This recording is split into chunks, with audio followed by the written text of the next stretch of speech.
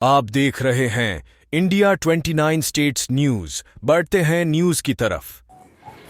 నిన్న సుమారుగా సాయంత్రం టైంలో మాకు ఒక నమ్మదగిన సమాచారం మేరకు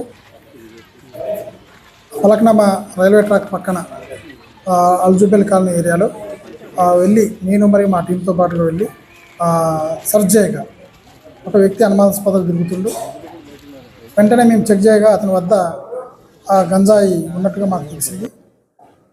తదుపరి పంచాయతీదారుల్ని పంచాయతీని పిలిపించి వారి సమక్షంలో సర్చ్ చేసి సుమారుగా 950 గ్రాములు గంజాయి ఉన్నట్టుగా తెలిసింది. వెంటనే అతన్ని అప్రయాణం చేసుకొని పోలీసుని తీసుకొచ్చి కేసు నమోదు చేసి తదుపరి విచారణ చేస్తున్నాం.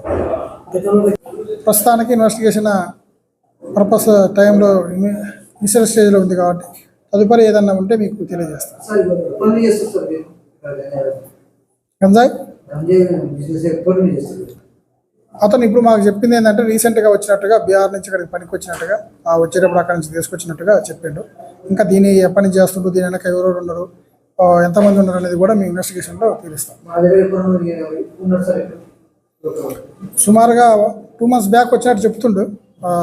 అతనితో పాటుగా మేము రూమ్ కూడా చెక్ చేసిన ఎవరు లేరు. మరి ఇంకెవరన్నా ఉన్నారా ఏంది అనేది కూడా మేము ఇన్వెస్టిగేషన్లో తీసుకుంటాం.